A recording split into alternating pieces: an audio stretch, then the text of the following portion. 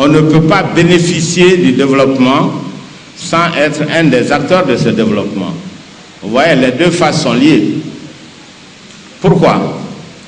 Parce que ceux qui font économie savent très bien que le produit est partagé, c'est-à-dire la production des biens et marchandises est partagée entre les acteurs qui ont contribué à cette production. Eh bien, cette valeur est partagée entre les travailleurs qui reçoivent un salaire, les capitalistes qui ont mis leur argent, qui reçoivent un taux d'intérêt, et les entrepreneurs qui reçoivent un bénéfice. Ceux qui sont habitués au schéma économique savent que c'est ça la distribution du revenu. Le revenu est distribué entre les participants à la production. Ça veut dire que le développement est spécifique dans la mesure où tu ne peux pas être bénéficiaire si tu n'es pas acteur. Autrement dit, un chômeur ne peut pas bénéficier du développement économique puisqu'il n'est pas acteur dans la production de la richesse. Donc il faut participer à la production de cette richesse pour être un des bénéficiaires. On devient bénéficiaire en percevant des salaires, en percevant des intérêts ou en percevant des profits. J'espère que ça c'est clair un peu pour tout le monde. Alors maintenant, un premier point, je disais qu'il y a des préalables à la participation au développement économique. Deuxièmement, il y a le rôle du gouvernement et troisièmement, il y a le rôle de la politique. Alors, comment réaliser le potentiel de la jeunesse? Le potentiel de la jeunesse passe par un certain nombre de choses. On ne vient pas comme ça pour dire je participe au développement économique d'un pays. Pour participer au développement économique, il faut savoir. Donc, il y a le rôle de l'éducation. Il faut être en bonne santé. Il y a le rôle de la santé. Mais aussi, il faut avoir des opportunités en face. Donc, il y a tout ce qui est création d'entreprise, tout ce qui est possibilité d'embauche. Voilà les préalables. D'abord, l'éducation. Ce que les économistes ont appelé à la suite de Becker le capital humain, c'est l'ensemble des aptitudes que nous avons pour participer au développement économique. Nous participons au développement économique pas d'une manière générale, mais dans des activités bien spécifiques.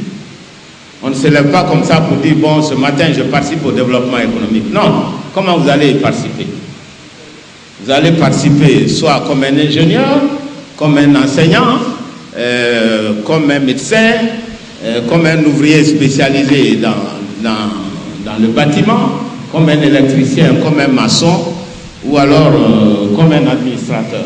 Donc on participe au développement économique par un canal qui est directement lié à l'éducation que vous avez reçue.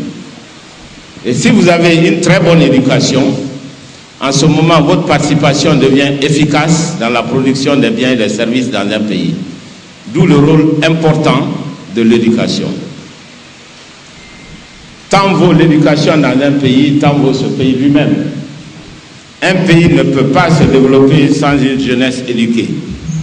Mais éduquer, ça comprend plusieurs aspects. Il faut être éduqué en fonction des besoins qui sont exprimés par le marché du travail. C'est là qu'on parle d'adéquation entre l'éducation et la production. Docteur Cabal, permettez-moi de vous interrompre. J'aimerais que M. Ba rebondisse sur un point. Pardon? J'aimerais que M. Ba rebondisse sur un point. Non, vous attendez que je finisse mon truc, parce que sinon vous allez couper ma pensée. Il faut, on parle pour se faire comprendre. C'est pas pour polémiquer inutilement. Puisqu'il y a des jeunes gens ici, on dit à tout le monde, bon, il faut participer au développement économique. Mais on ne se lève pas comme ça pour participer au développement économique, c'est pas vrai. Il faut être porteur d'une qualification spécifique pour une activité spécifique. C'est comme ça qu'on participe au développement économique. Ce n'est pas par le discours. Parce que ici, encore une fois, on aime la diarrhée verbale. Un exemple. Tout le monde dit qu'il faut faire de l'enseignement technique. C'est vrai. Parce que, encore une fois, l'enseignement technique produit des personnes qui participent à la machine économique. L'université, d'une manière générale, pour ceux qui vont loin, permet de créer les concepteurs, ceux qui peuvent élaborer des politiques. Mais tout le monde le dit, mais qu'est-ce qu'on fait pour faire avancer l'enseignement technique?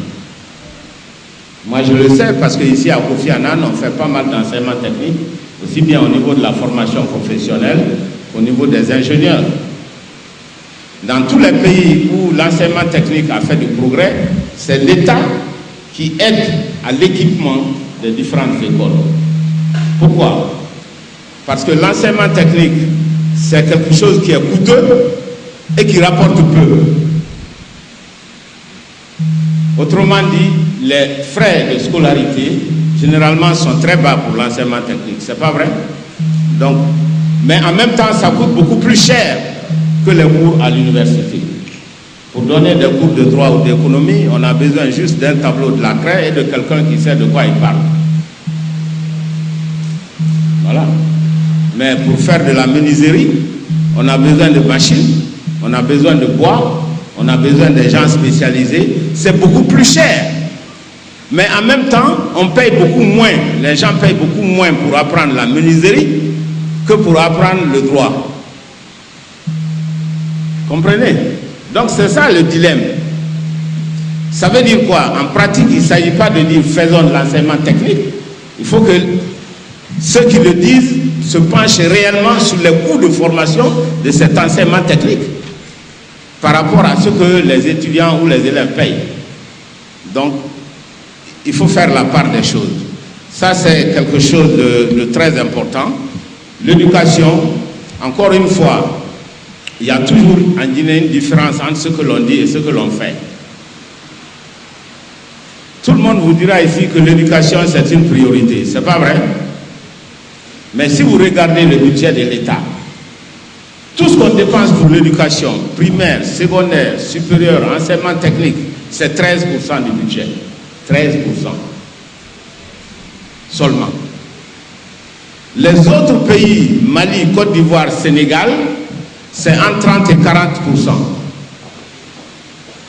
L'enseignement technique? Non, l'éducation dans sa globalité. L'éducation dans sa globalité, c'est toujours plus du tiers du budget. Dans tous les autres pays. En Guinée, c'est 13%. 13%. Ça veut dire que nous dépensons 3 fois moins que les pays qui nous entourent. Alors, est-ce que l'éducation, c'est une priorité en Guinée? C'est pour dire simplement la différence entre le verbe, ce que les gens racontent tous les jours, et la réalité. Pourquoi cela? Pourquoi cela? Mais pourquoi cela? Qui décide de l'affectation du budget? Qui décide? C'est le gouvernement qui décide. In fine, c'est le président de la République qui nomme le gouvernement. Donc c'est eux qui décident. Vrai ou faux? C'est pas faux. Voilà. Non, c'est vrai ou c'est faux? Ne parle pas en guinéen. Les Guinéens sont trop lâches. Encore une fois. C'est le président de la République et le gouvernement qui décide l'affectation du budget. Vous êtes à l'université ici, hein? On n'est pas ailleurs. C'est vrai ou c'est faux? Voilà. Donc c'est tout. Ici, moi je parle aux gens dans le cadre universitaire.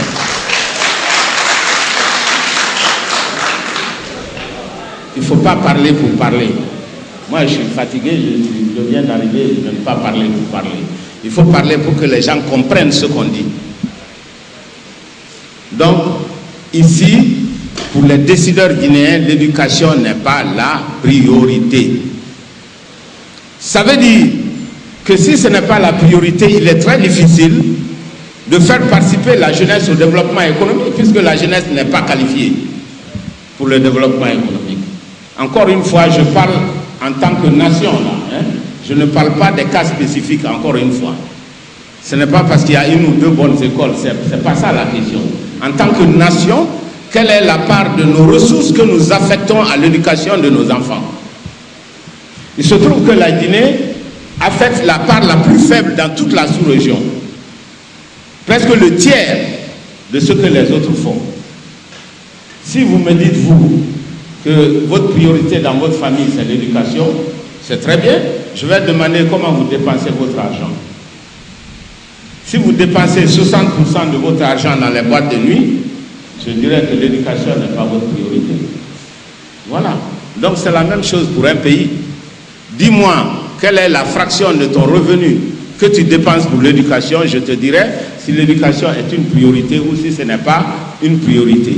Nous, les économistes, c'est les chiffres que nous regardons. Ce n'est pas les discours que nous écoutons. J'ai le budget de la Guinée avec moi ici. Si vous voulez, je vous donne le budget 2019 et vous regardez les chiffres.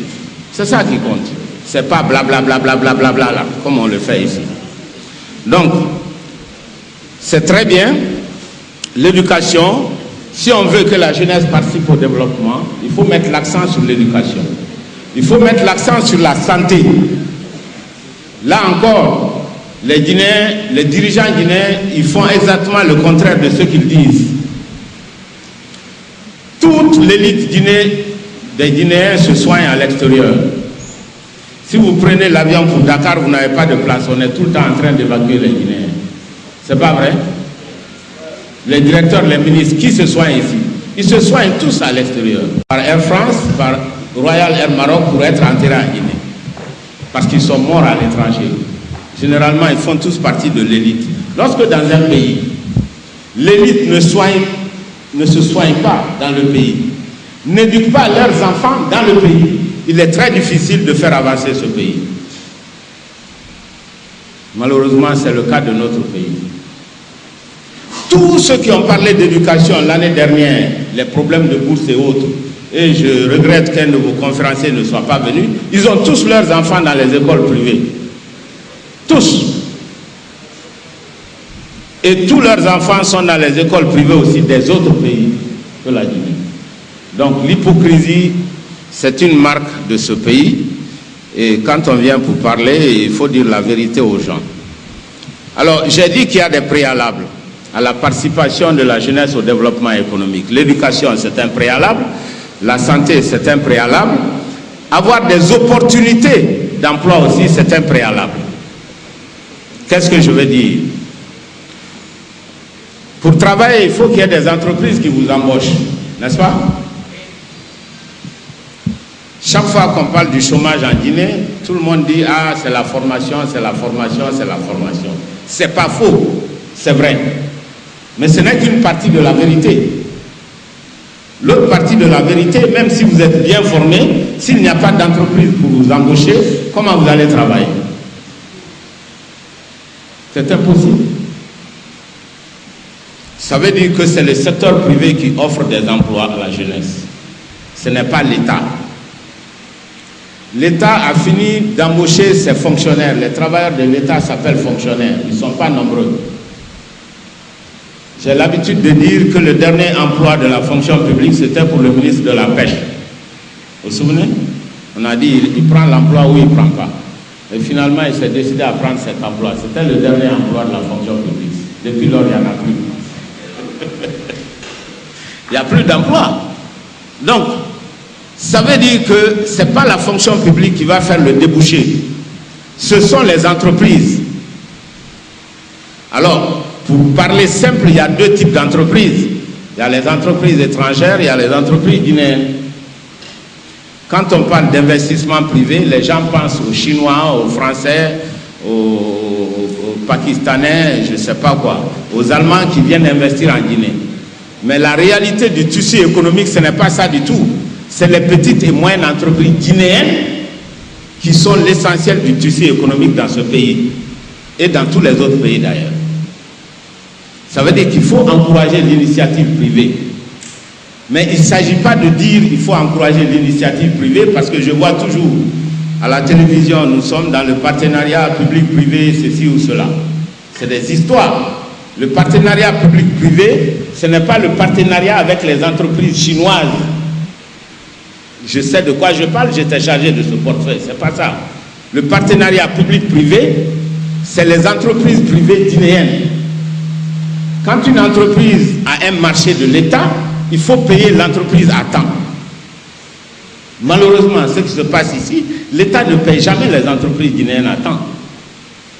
La preuve, les centaines d'entreprises qui se sont investies dans les fêtes tournantes, la plupart sont en faillite parce qu'ils n'ont jamais été payés à temps. Et d'ailleurs, ce qu'on leur donne, les fonctionnaires véreux en prennent la moitié, les banques prennent la moitié, et au moment où on finit de les payer, eux-mêmes ont fait beaucoup de séjours au commissariat parce qu'ils n'ont pas pu payer les fournisseurs. Entre-temps, ils ont renvoyé les ouvriers et quelques ingénieurs qu'ils avaient dans leur staff. C'est comme ça qu'on tue les entreprises chez soi. Donc on ne peut pas à la fois dire je fais la promotion du secteur privé et on se met à assassiner les entreprises privées qui font transaction avec l'État. L'accumulation des arriérés, c'est le meilleur moyen d'assassiner les entreprises privées guinéennes. Malheureusement, c'est ce qui se fait ici tous les jours. C'est très bien de vouloir que les jeunes créent des start-up, c'est une bonne chose, encore que les conditions de création de ces start-up, on va y revenir, parce qu'il faut non seulement l'assistance technique, mais il faut aussi l'aide au financement, ce qui n'est pas du tout donné pour le moment. Mais même si on le faisait, si en même temps on tue les entreprises qui, elles, existent, c'est comme si vous voulez remplir un seau d'eau alors que vous avez des trous qui sont percés en bas. Ça ne sert strictement à rien et vous ne pourrez jamais atteindre vos objectifs. C'est cela. Donc, il faut aider à la création d'entreprises dans cette époque de mondialisation. La mondialisation étant le mouvement libre des marchandises et des hommes. Les hommes, ça pose beaucoup plus de problèmes parce qu'il y a le problème de l'immigration et des capitaux dans le monde. Et la Guinée doit se poser la question non pas de savoir est-ce qu'on va participer à la mondialisation, oui ou non, parce que c'est obligatoire.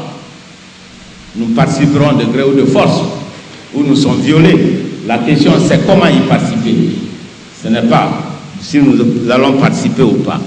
Donc, nous avons cette période de mondialisation, de révolution technologique.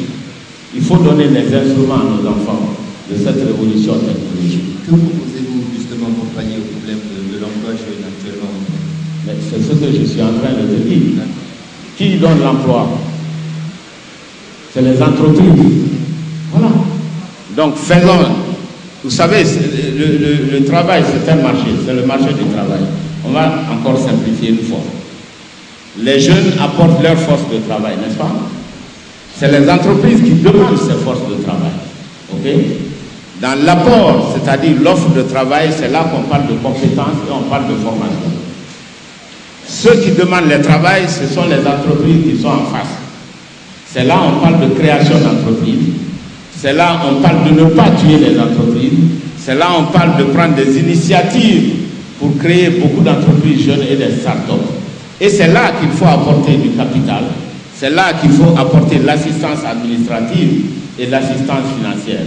C'est là qu'il faut faire des structures de financement. C'est là qu'il faut encourager les banques à financer les petites et moyennes entreprises. Comment on encourage les banques à financer les petites et moyennes entreprises? En réduisant l'exposition aux risques de ces banques. L'État peut prendre une partie de ces risques en créant ce qu'on appelle les fonds de garantie. Donc les banquiers ayant moins de risques acceptent plus volontiers de prêter l'argent. C'est pour ça qu'on crée les fonds de garantie dans différents pays. Tout ça, c'est des choses qui sont à faire en Guinée parce que malheureusement, ce n'est pas du tout fait et ça ne peut pas être fait par des gens qui sont contre le secteur privé, n'est-ce pas? Donc la révolution technologique est en marche. Nous sommes obligés d'y participer. Voyons comment on va y participer. Voyons comment on va créer des emplois. Et là, je viens au rôle de l'État, aussi bien dans l'éducation que dans la mise en place des infrastructures de base, dans la production des biens publics. Encore une fois, je vais me simplifier. Bien public, ça veut dire quoi? C'est les biens qui ne sont pas produits par le secteur privé. J'ai eu beaucoup de discussions ici en Guinée où les gens disent « Ah, on a beaucoup travaillé, on a fait telle maison de la gendarmerie, telle maison de la police. » Je dis « Faire des maisons n'est pas le travail de l'État. Même les privés font des maisons. Tout le monde fait des maisons. Ce n'est pas ça le travail de l'État. Le travail de l'État, c'est faire ce que le secteur privé ne peut pas faire. Qu'est-ce que le secteur privé ne peut pas faire? C'est faire des routes goudronnées, faire des pistes rurales, c'est donner de l'eau et de l'électricité, donc des biens qui bénéficient au monde entier, à tout le monde. C'est ce qu'on appelle les biens publics. Le rôle de l'État, c'est de faire des biens publics. Si l'État fait la maison de gendarmerie pour ses gendarmes, c'est une bonne chose, mais on ne peut pas prendre ça comme un trophée de guerre. Parce qu'entre-temps, l'État n'a pas fait ce qu'il doit faire, c'est-à-dire les biens publics, les infrastructures. Et l'État doit aider à structurer les secteurs porteurs de croissance. Ça, c'est important. Secteur porteur de croissance, qu'est-ce que ça veut dire? D'abord, la croissance, c'est quoi? C'est créer la richesse dans un pays. J'ai dit tout à l'heure que lorsqu'on crée de la richesse, cette richesse est partagée entre les acteurs qui ont participé à la création de la richesse, sous forme de profit, sous forme d'intérêt et sous forme de salaire. C'est là que ça intervient, le revenu est distribué. Donc faisons de la croissance pour avoir des emplois, mais tu peux avoir de la croissance appauvrissante. Dans un pays comme la Guinée, où se trouve la majeure partie de la population guinéenne, c'est dans l'agriculture. D'accord? Les 3 quarts, c'est dans l'agriculture. Donc si on veut développer la Guinée, mettons l'accent d'abord sur le secteur agricole. C'est très important. Mais mettre l'accent sur le secteur agricole, c'est faire l'étude des filières et aider filière par filière. La filière viticole, la filière de café, la filière de cacao, etc., etc. Du début à la fin. Je suis un agriculteur, je ne parle pas de la théorie. Moi, je pratique ça tous les jours. J'ai des plantations dans la carte de café, de cacao. Donc, je connais exactement de quoi je parle. D'huile de palme à Tisidou et à Kanka. Quand on veut aider l'agriculture, il y a une manière. Ce n'est pas juste distribuer des sacs d'engrais. Ça ne veut pas dire grand-chose. Exemple pratique. Tu veux aider la riziculture. D'accord? Tu commences par les semences. Ensuite, la préparation du sol. Mais cette préparation du sol demande de la machinerie agricole. Il ne s'agit pas simplement d'envoyer des tracteurs. Il faut envoyer aussi des pièces détachées. Il faut former les gens qui sont prêts à réparer ces machines lorsqu'elles tombent en panne. Le jour où vous allez avoir une moissonneuse batteuse qui tombe en panne en pleine récolte, c'est ce qui m'est arrivé. J'ai fait 130 hectares de riz. Mais en pleine récolte, ma moissonneuse batteuse est tombée en panne. Je n'avais aucun moyen de réparer. J'étais obligé d'aller chercher les gens pour couper en catastrophe. Et si vous ne le faites pas en 2 semaines, votre riz tombe de l'épi. Et vous n'avez absolument rien dans la récolte. Donc, c'est toute la filière qu'il faut regarder, mais ça ne suffit pas. Quand les gens vont avoir leur riz, comment vous allez transformer le riz paddy en riz net? Et comment vous allez aider à la commercialisation pour qu'au final, le paysan gagne de l'argent. Encore une fois, tout le monde a des motivations économiques. Un paysan ne va pas faire l'agriculture parce que le président a fait un beau discours, il n'en a rien à foutre. Il va faire l'agriculture s'il gagne de l'argent. C'est très simple. Le jour où le paysan va commencer à gagner de l'argent, il va faire de l'agriculture. Quand on veut encourager un secteur en sciences économiques, on le connaît depuis 3 siècles, on augmente le taux de profitabilité de ce secteur. C'est pas compliqué, quoi. Donc, on n'a même pas commencé encore de politique agricole dans ce pays. Alors que malheureusement, c'est l'agriculture qu'on doit fouetter si on veut avoir de la croissance. Avec ta permission, je vais parler des mines. Puisque tout le monde parle des mines, on pense que c'est de la croissance. Qu'est-ce qu'on a fait en Guinée ici? En 2016-2017, il y a une grande entreprise SMB qui produit maintenant 42 millions de tonnes de bauxite. 42 millions de tonnes, une seule entreprise. Si ça ne vous dit pas quelque chose, 42 millions de tonnes, sachez que CBG a produit autour de 12 millions de tonnes. Quand ils ont voulu augmenter la capacité, ils sont arrivés jusqu'à 14 millions de tonnes aujourd'hui. CBG, la plus grosse entreprise du pays, 14 millions. Une seule entreprise, en moins de 2 ans, a produit 42 millions, presque 3 fois la production de CBG. Parce qu'il faut que les chiffres disent quelque chose aux gens. Ce n'est pas pour rien que toute la zone de Bouquet est devenue désertique. Parce qu'il y a beaucoup d'autres entreprises qui sont là et qui font de la bauxite. Malheureusement pour la Guinée, on a toujours dit, les économistes, que la bauxite n'a pas de valeur ajoutée. C'est quasiment nul, la bauxite. Ça ne rapporte pas grand-chose à la Guinée, rien du tout. Qu'est-ce qui rapporte? C'est les usines d'alumine et d'aluminium. La dernière usine que nous avons, la seule de Frigia, c'est une usine construite par les Français en 1955 avant l'indépendance. Et autant, Mourayabi. Jusqu'à aujourd'hui, c'est combien? 27 avril, n'est-ce pas? 2019. Où est la deuxième usine d'alumine? Qui connaît où se trouve la deuxième usine? Elle n'existe pas. Alors on vient prendre la terre rouge, on décape la terre, on râpe tout, on met dans des camions, on s'en va. Dans les pays qui n'ont pas de bauxite. Mais eux, ils ont construit des usines d'alumine. Ils emploient des milliers de personnes. Donc la valeur ajoutée reste dans ces pays. Chaque fois que je vois la bauxite dans les camions en train d'être transportés à l'extérieur, je dis que c'est le travail des jeunes Guinéens qui est dans le camion, qui est en train de partir dans les autres pays. C'est ça. C'est ça.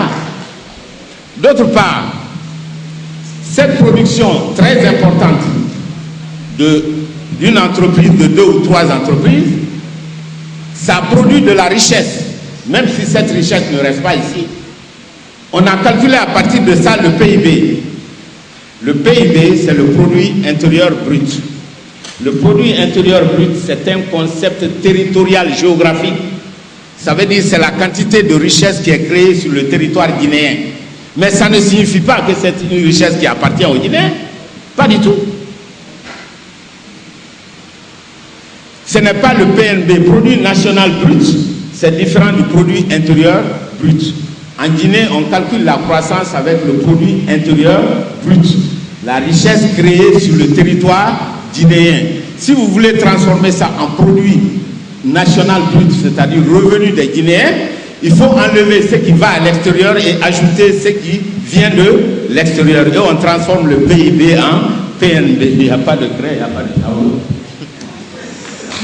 Ça, c'est notre travail. Donc, c'est ça.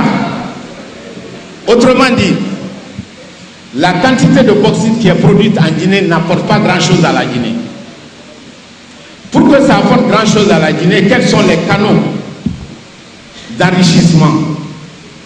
Les canaux d'enrichissement, c'est d'abord les salaires payés. D'accord? Ensuite, la contribution au budget de l'État, les taxes et impôts qui sont payés par ces sociétés. Et ensuite, les achats de biens et services locaux. Malheureusement, le secteur minier en Guinée ne consomme pas la production guinéenne. Allez-y, vous verrez qu'il n'y a que des produits importés. Vrai ou faux? Deuxièmement, c'est un secteur qui ne contribue pas financièrement au budget de l'État guinéen. C'est dommage, mais il faut que je vous montre le budget 2019. Vous verrez taxe à l'exportation de la bauxite. CBG, 800 milliards à 400 milliards. On ne sait même pas où sont partis les autres 400 milliards. D'accord? Vous verrez SMB 0, Benzone 0, toutes les entreprises minières 0, 0, 0, 0 pour la taxe à l'exportation. Ça veut dire que la contribution financière de ces entreprises au budget de l'État est quasiment nulle. Ça veut dire que l'exportation des bauxites de Bokeh ne permet pas à la Guinée de faire des goudrons, de faire des routes, de faire des infrastructures. Ce n'est pas vrai. D'ailleurs, toutes les routes qui sont faites en Guinée, c'est des routes financées par l'extérieur. Ce n'est pas vrai. C'est l'aide extérieure qui finance les routes en Guinée. Notre budget n'a jamais été capable de faire des routes. Voilà. Donc, la contribution du secteur minier est quasiment nulle dans le budget de l'État guinéen. C'est pour ça que le président Sidia disait que où sont partis les 400 millions de dollars de taxes et impôts que doit payer le secteur minier. Où c'est parti? Personne ne sait. 400 millions de dollars. 400 millions de dollars, c'est énorme. Lorsque le Fonds monétaire nous aide et la Banque mondiale, on atteint difficilement 100 millions de dollars. Si nous avons une évasion fiscale de 400 millions de dollars, voyez la perte que cela fait pour l'État guinéen. Pendant ce temps, on donne quoi? Quelques centaines d'emplois de chauffeurs sont créés, c'est vrai. Parce que c'est uniquement les chauffeurs et les machinistes, c'est leur emploi. 400 à 500. Mais pendant ce temps, tu as des dizaines de villages qui sont décimés autour. Ces villages qui sont déplacés, leurs rivières sont polluées. Ces villages n'ont plus d'eau. Ces villages n'ont plus de terre cultivable. En tant que nation, lorsque nous faisons une analyse macroéconomique, nous regardons les emplois créés par le secteur minier et la pauvreté engendrée par l'exploitation minière dans les villages autour. Si vous faites cette étude, vous verrez que la pauvreté en Guinée a plus augmenté qu'autre chose. Voilà. Donc ça devient une exploitation appauvrissante de nos mines. Ça ne sert strictement à rien. Encore une fois, la Guinée ne va pas se développer avec l'industrie bauxitique. L'industrie bauxitique ne va pas développer la Guinée. Je mets n'importe qui au défi. C'est pour cela que j'ai dit que c'est une croissance ponctuelle, parce qu'elle a eu lieu en 2017-2018, et que c'est une croissance qui est en train de tomber, parce que la production ne peut même plus augmenter. Donc la croissance guinéenne n'est pas une croissance durable. Ce n'est pas basé sur l'agriculture, ce n'est pas basé sur la bonne industrie minière, c'est basé sur l'industrie bauxitique. Et c'est ponctuel, et c'est pour ça que la croissance est en train de tomber. Ce n'est pas une croissance qui enrichit l'État, ce n'est pas une croissance qui enrichit les Guinéens, mais c'est une croissance qui décime sur le plan environnemental toute la région de Bokoué et une bonne partie de la Guinée. Donc c'est un désastre écologique. Voilà. Alors, parce que vous avez dit le rôle du gouvernement dans la création de richesses, pour me résumer rapidement, le gouvernement, pour créer des emplois, doit aider le secteur privé guinéen et non lutter contre le secteur privé guinéen. Le gouvernement, pour créer des emplois, doit investir dans le domaine de l'agriculture, qui emploie beaucoup de Guinéens. Ça, le gouvernement ne le fait pas. Le gouvernement doit cesser sa politique minière désastreuse d'un point de vue de contribution fiscale et désastreuse d'un point de vue environnemental. Encore une fois, la Guinée, ce n'est pas nous qui l'avons fabriquée. Nous avons reçu la Guinée de nos dévanciers. Faisons de telle sorte que nous puissions léguer une Guinée à ceux qui viennent après nous, mais une Guinée qui soit vivable, pas une Guinée transformée en Sahel, comme on est en train de le faire. Voilà. Et dernier mot, il faut que je parle de la politique. Pourquoi? Tout ce qu'on a dit là, qui prend les décisions? C'est uniquement les hommes politiques. Les décisions sur l'éducation ne sont pas prises par les enseignants. Ce n'est pas pris par des agrégés. D'ailleurs, regardez l'enseignement supérieur en Guinée. Qui prend les décisions? Est-ce que c'est les agrégés qui sont dans nos universités? Non, c'est quelqu'un qui a à peine une licence. C'est lui qui décide. Ça veut dire que les jeunes, si vous voulez avoir un impact sur l'avenir de la Guinée, il faut faire de la politique.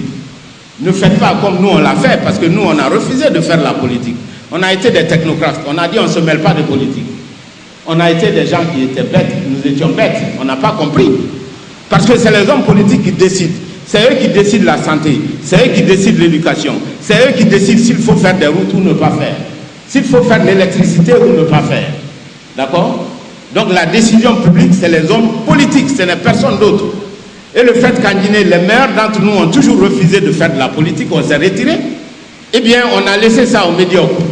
Et c'est pourquoi la Guinée a du mal à s'en sortir.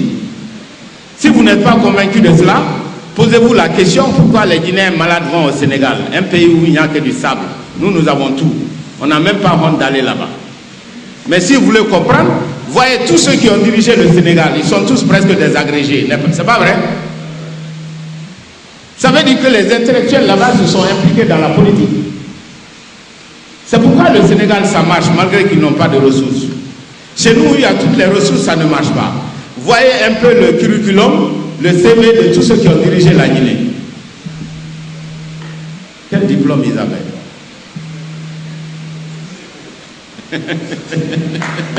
Je vous remercie. Merci. Scientifique ne doit pas être un métier. Ok? Le jeune doit continuer à faire son métier, mais à côté de cela, s'investir aussi parallèlement en politique. Hein? C'est ça qu'il faut faire. Hein? Il ne faut pas tout laisser pour dire moi je ne fais que de la politique. Parce que si vous êtes politicien professionnel, vous n'avez pas de cursus professionnel dans votre vie, ben, ça donne du désastre. Quand on dure trop à faire que la politique, on devient cynique. On ne croit plus en rien. Et on devient manipulateur. Quand on dure trop dans la politique, ce n'est pas une bonne chose si vous ne faites que ça. Hein? Et une vie professionnelle à part, mais parallèlement, faites de la politique. Mais d'un point de vue pratique aussi, comment faire de la politique? Est-ce que ça signifie qu'il faut créer son parti tout de suite? À mon avis, ça va être difficile. Comme on l'a dit ce matin, ça demande beaucoup de ressources que les jeunes n'ont pas. Hein? Et les jeunes qui commencent à créer leur parti, ils savent, ils ont énormément de difficultés. Parce qu'il faut des ressources pour faire les missions, etc. C'est très très cher, malheureusement. La politique est très chère en Guinée et ailleurs, comme a dit ce matin Madame Kaba. Donc la meilleure façon, c'est d'aller avec un parti politique et d'apprendre déjà à se battre politiquement. Ça me semble beaucoup mieux que de vouloir chacun faire son parti politique au départ dans quelque chose que vous ne connaissez pas et qui coûte affreusement cher. C'est ça la réalité. Ça coûte très cher. Vous avez le nom de parti politique, mais vous n'avez pas de militants et ça c'est compliqué. Je pense que les jeunes peuvent s'épanouir s'ils prennent de grandes responsabilités dans les partis politiques. Ils sont porteurs de valeurs et ils influencent en même temps ces partis politiques. Ils décident à l'intérieur de ces partis politiques. Ça me semble beaucoup plus approprié. Alors, M. Alpha me parlait d'université, de boursiers, tout ça. Je ne veux pas en parler parce que les gens pensent que c'est une affaire personnelle. Je vais vous dire, en ce qui concerne Kofi Annan, nous avons maintenant plus d'étudiants que pendant la dernière année de boursiers. Voilà. Nous avons plus d'étudiants maintenant qu'il n'y a plus de boursiers. Nous en avons beaucoup plus cette année qu'il y a 2 ans, lorsqu'il y avait des boursiers. 2 fois même plus. Donc ce que je vais dire, ça n'a rien à voir avec les intérêts personnels de Dr Kaba. Ce n'est pas une question d'intérêt personnel. Ok? Ce que je dis, j'ai toujours dit que les dirigeants guinéens sont très hypocrites. Parce qu'eux, ils envoient leurs enfants dans les écoles privées des autres pays et ils détruisent les écoles privées de chez eux. Dans aucun pays, l'État n'est capable d'offrir les infrastructures nécessaires pour tous les élèves et étudiants. Ça n'existe pas. Dans aucun pays, même les pays riches. Aux États-Unis, il y a beaucoup plus d'universités privées que publiques, qui est le pays le plus riche du monde. Dans tous les autres pays autour de nous, tout le monde fait la même chose. Parce que l'État n'a pas les moyens à la fois de faire des infrastructures, de mobiliser les ressources humaines pour l'ensemble des étudiants qui peuvent aller.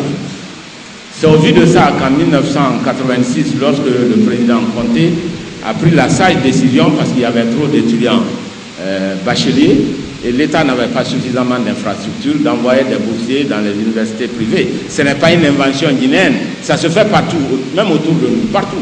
C'est ce que tout le monde fait. Ce n'est pas spécifique à la Guinée. Je ne sais pas pourquoi les Guinéens pensent qu'ils vont inventer le monde. C'est très simple. Les universités ne sont nulle part. Avant de faire des universités, améliorons déjà celles que nous avons. Donc il y a énormément de problèmes dans les universités publiques et les universités privées font toujours mieux. Aussi bien en Guinée que dans le monde entier. Ce n'est pas spécifique à la Guinée. Dans le monde entier, ce qui est privé marche mieux que ce qui est public. Dans le monde entier. Ce n'est pas la Guinée. Partout, c'est comme ça. Voilà. Donc, ça, c'est côté université. Mais quand je parle du secteur privé, je parle du secteur privé en général. Ce n'est pas seulement les écoles, ce n'est pas seulement les universités, c'est les entreprises privées. Ce sont ces entreprises-là qui offrent des emplois aux jeunes. Donc, quand on veut encourager les jeunes à participer au développement économique, il faut créer des emplois. Il faut créer des emplois, donc il faut encourager le secteur privé. Aussi bien le secteur privé qui existe que le secteur privé a créé, notamment les jeunes qui ont des initiatives, qui veulent créer de nouvelles entreprises. Il faut les aider, il faut les encadrer, il faut les aider financièrement. C'est ça que je voulais dire sur ce point.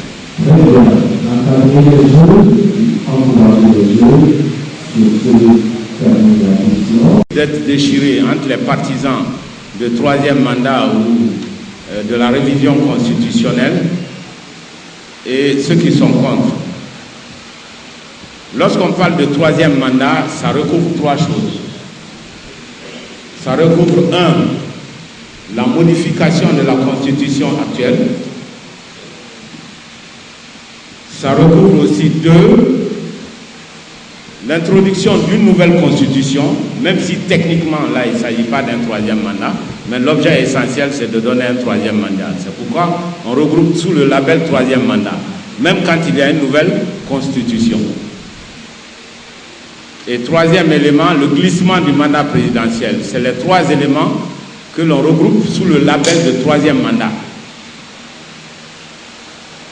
D'abord, il faut dire ce qui est. La première chose, c'est que tout le monde a le droit, enfin en tout cas le président de la République ou les députés concurremment, ils ont le droit de demander la révision constitutionnelle ou proposer une deuxième constitution.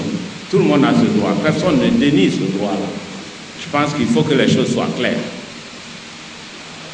Mais il y a deux problèmes.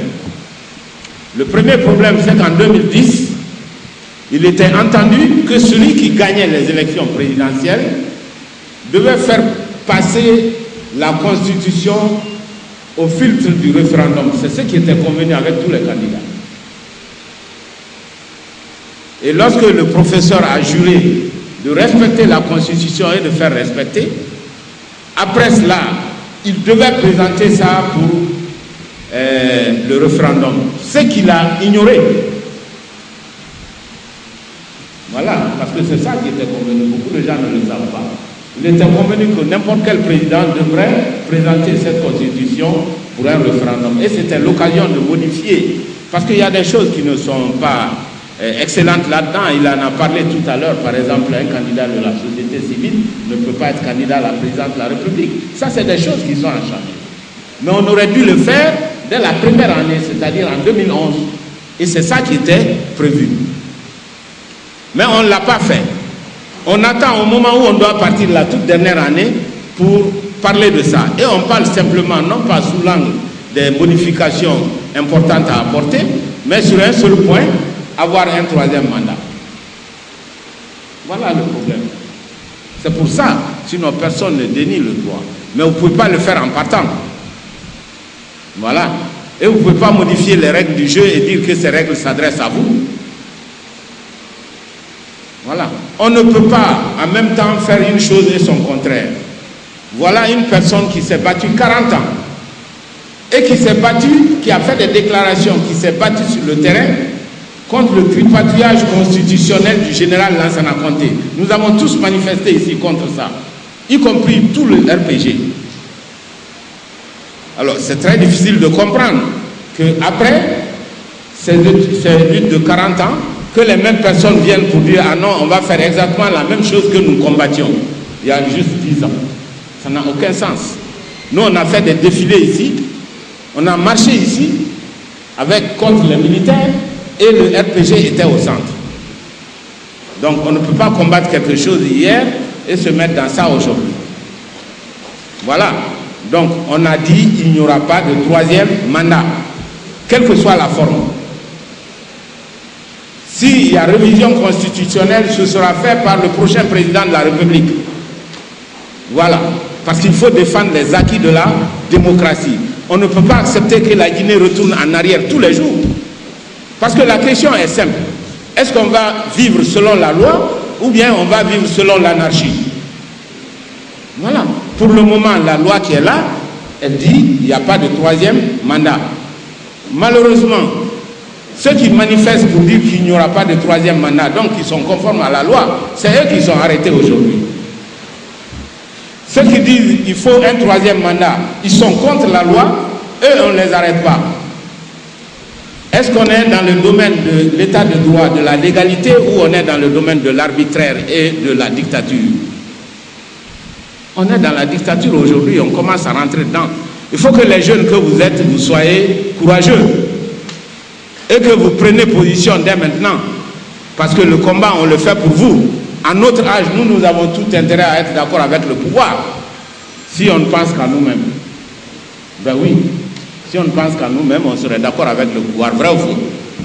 Vrai ou faux? On a tout intérêt à être d'accord avec le pouvoir. Personnellement, c'est des intérêts personnels, ça. Mais quand on regarde le pays, ce que nous allons vous léguer comme pays, j'ai dit l'autre jour, on n'a pas pu faire le développement économique de la Guinée. Est-ce qu'aujourd'hui la Guinée c'est un pays qui a résolu ses problèmes économiques? Non. C'est un pays où on n'a pas encore l'électricité, on n'a pas l'eau, les enfants ne travaillent pas, l'éducation n'est pas de très bonne qualité ainsi que la santé. Donc on n'a pas résolu les grands problèmes économiques de ce pays. Mais au moins ce qu'on peut faire, c'est de vous laisser un pays qui est ancré dans la démocratie. Ça on peut le faire. Et on peut le faire tout de suite. En disant à tout le monde de respecter la Constitution. Eux qu'on n'est pas là pour des présidences à vie. C'est quoi ça? C'est une présidence à vie qu'on veut, quoi, ou la démocratie? Qu'est-ce que vous souhaitez? L'alternance n'est pas la démocratie, mais il n'y a pas de démocratie sans alternance. Je vous remercie. C'est que le PADES est un nouveau parti. Qu'est-ce que ça signifie? Ça signifie que toutes les places sont à prendre. Donc tous les jeunes, c'est au PADES qu'ils doivent être parce que c'est là-bas qu'ils peuvent être quelqu'un et tout de suite. C'est vrai. Parce que les autres partis sont vieux, ils sont nés dans les années 90. Dans les autres partis, vous avez les secrétaires généraux de la jeunesse qui ont déjà la tête blanche. Ils ont tous 60 ans. Le PADES, au contraire, c'est un nouveau parti. Tout le monde peut venir dedans et tout le monde peut prendre sa responsabilité. Et il faut influencer. Le PADES, il a été créé pour les jeunes. Nous, on est fatigués, c'est pas pour nous. On crée un instrument pour que les jeunes aient leur mot à dire. Ça, c'est très important. Et ensuite, pour terminer, je dirais la chose suivante. Le vrai problème de ce pays, c'est la misère. C'est pas ça. C'est la pauvreté. On a eu l'indépendance politique grâce au corps fondateur, le président Ahmed Sékou Touré, avec tous les problèmes qu'on a eu, avec l'embargo de la France, que nous continuons à payer encore aujourd'hui. Les gens n'imaginent pas jusqu'à quel point la Guinée a payé la facture de l'indépendance. En ce moment-là, dans les conditions dans lesquelles cette indépendance s'est passée. Mais aujourd'hui, notre défi, il est économique. Il n'est pas politique. Politique pour politique, ça ne sert à rien. On se bat pour la démocratie, c'est une chose, mais il faut se battre pour le développement économique de la Guinée. Et si on se bat pour le développement économique de la Guinée, qu'est-ce qui est mieux que de voter pour une fois pour un économiste? C'est le simple bon sens. Je vous remercie.